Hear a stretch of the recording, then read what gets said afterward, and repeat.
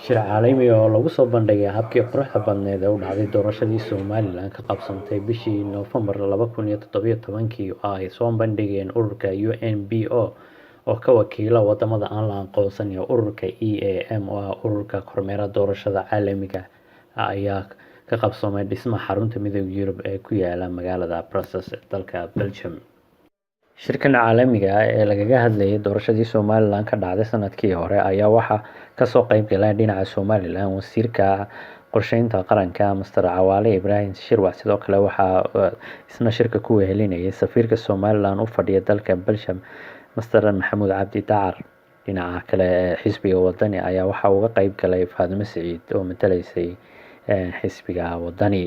Shirkan caalamiga ee lagu qabtay magaalada Brussels ee dalka Belgium ayaa sidoo kale waxaa kasoo qayb galay xubno ka tirsan baarlamaanka Yurub oo iyagu ka mid ah xubnaha sida weyn ugu ololeeya qadiyadda Somalilan.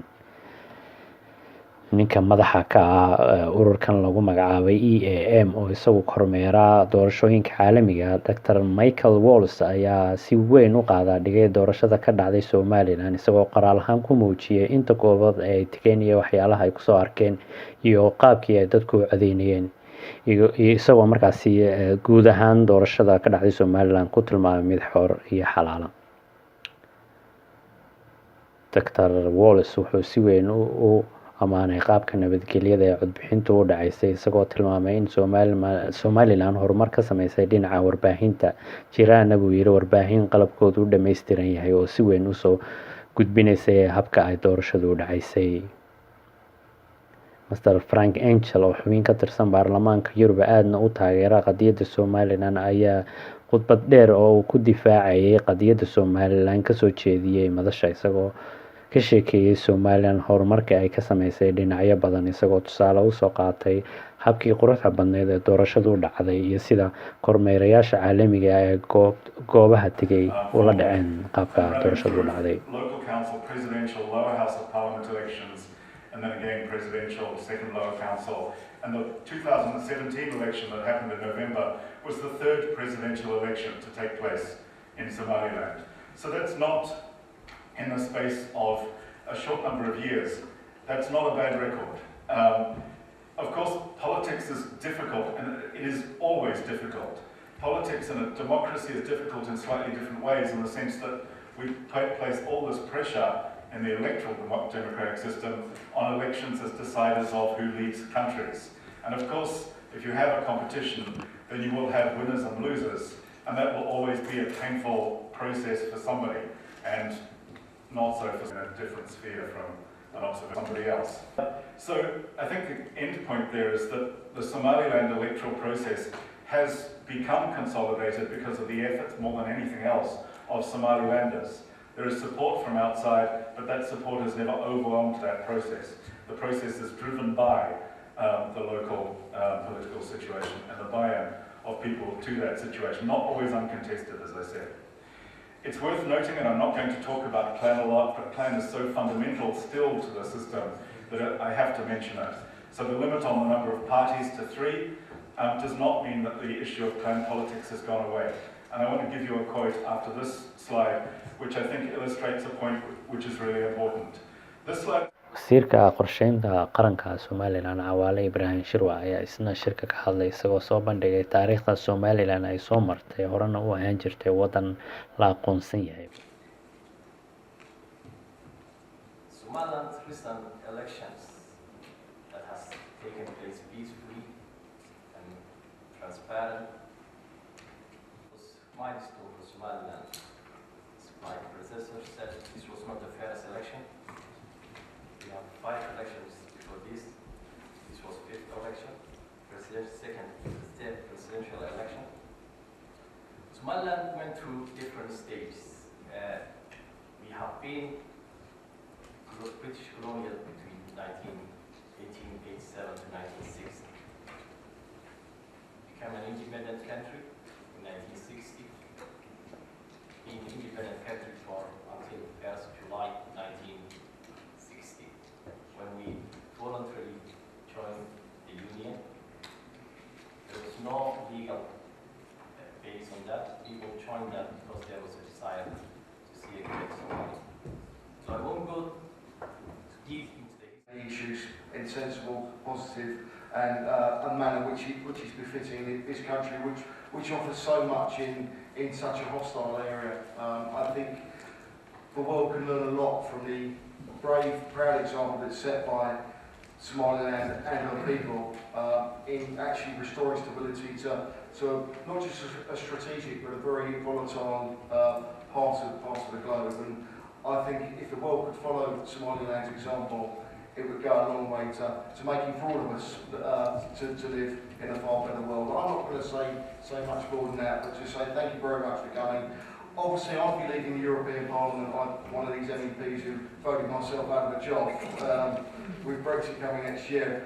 And I'm really grateful that Frank and I, we're on the same committee, Foreign Affairs Committee, and I'm very grateful for the work that Frank's doing on Somaliland. And I would say if there are any MEPs or staffers here, marwada Faadimo Saciid oo ka tirsan xisbiga mucaaradka ee wadani ayaa iyaduna goobta ka hadashay isla markaasna canaan dusha ka saartay beesha caalamka oo ay ku eedeysay inay ka cagajiidayaan in la aqoonsado Jamhuuriyadda Somaliland.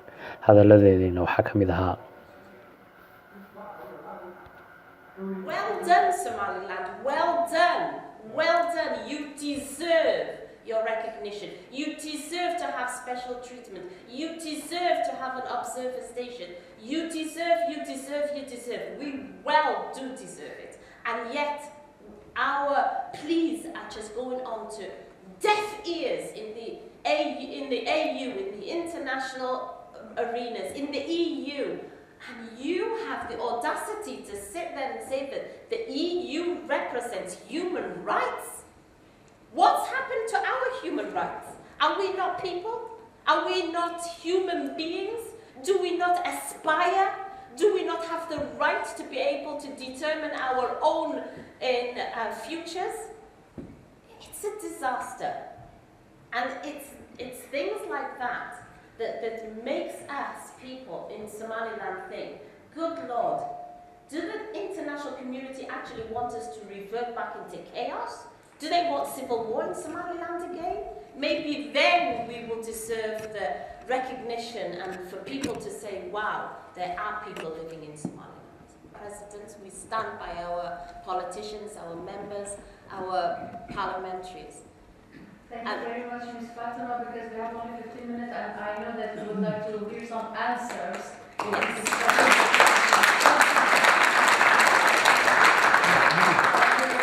Ourselves, with the wonderful remarks, made by the representative of the opposition, especially in regard to the aggression which has been made recently by Somalia and Somaliland. This shows that we are united, we are not divided, and we are ready to defend. shirkan oo ay ku sugnaayeen jaaliyadda reer Somaliland ee Belgium sidoo kale jaaliyad ka socotay dalkaasi Holland, ururka Nomad ee ka dhisan wadanka Holland iyo ururka u dooda aqoonsiga Somaliland ee ka dhisan wadanka Holland. gabagabadii shirka waxaanu waraysi ka qaadnay wasiirka qorsheynta qaranka balse aan wax uga weydiinay shirka sida uu dhacay waxaanu ku jawaabay sida tan.